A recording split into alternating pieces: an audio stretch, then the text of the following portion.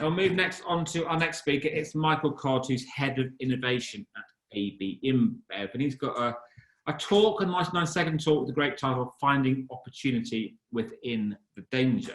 So, Michael, it's now over to you. You've got exactly 99 seconds or you face the horn.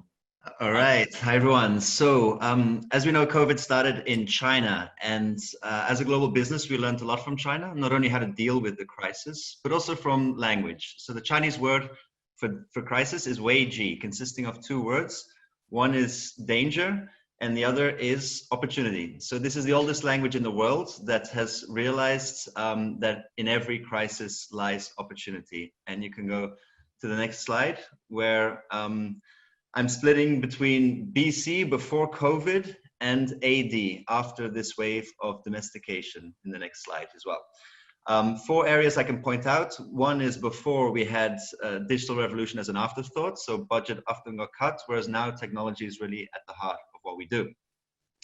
The second point, we used to see marketing for growth, whereas now a lot of marketing for good.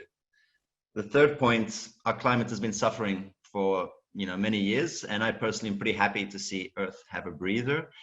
And then the fourth point is inefficiencies for business were often not exposed, be that budget allocation or ways of working. Whereas now coming out of this crisis, I feel we have an opportunity to adjust. So in the next slide, I'm going to give you the G in my way. So as we've had lockdown, since lockdown, we've had a big increase in gaming.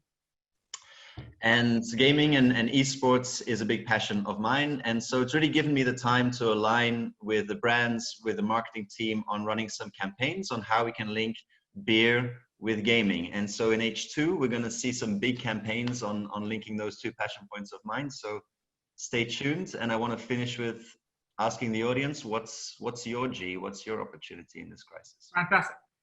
Bang on time. Nice time. And a tiny bit. Congratulations. Excellent talk. Lots of questions coming in. First one I think I'm going to take us from Chip, who asks, you say that this situation has exposed inefficiencies, but how are you going to address these and change? I think the first obvious one for our company is that a lot of people who were not comfortable with themselves or their team working from home, right? I think a lot of the older colleagues I work with were not comfortable with that. And now you can see we are just as productive as working from home, I feel, as working at the office. So people are not commuting, extra sleep, extra time for family even, but still in my teams that I'm seeing delivering the same stuff. So I think our return to the office is going to be quite gradual. And also from a budget allocation perspective, I talked about gaming in the last slide, and I mean, we launched an initiative, this fantasy for League of Legends, and my marketing budget was $200, and we managed to get 5,000 people to sign up by, again, changing the way of working and not having 10 grand to promote this game, but just having like some expense budget, and managed to really kind of convince a lot of influencers to lower their price or do stuff for free. And it kind of pushes you to think out of the box, to be creative and spend your money more wisely. Excellent.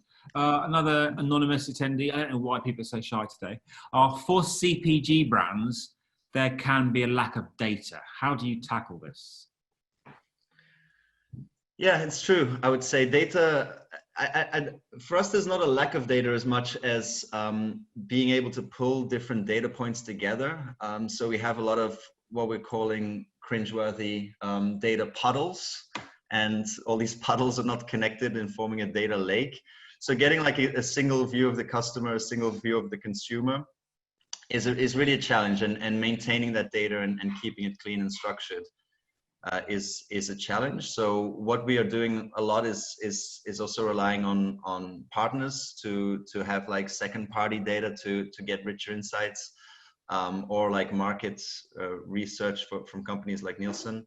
So you try to always inform your decisions with data, but in the lack of data, try and find those elements where you can get more informed decisions through your network, through your partners, or what's out there in the marketplace.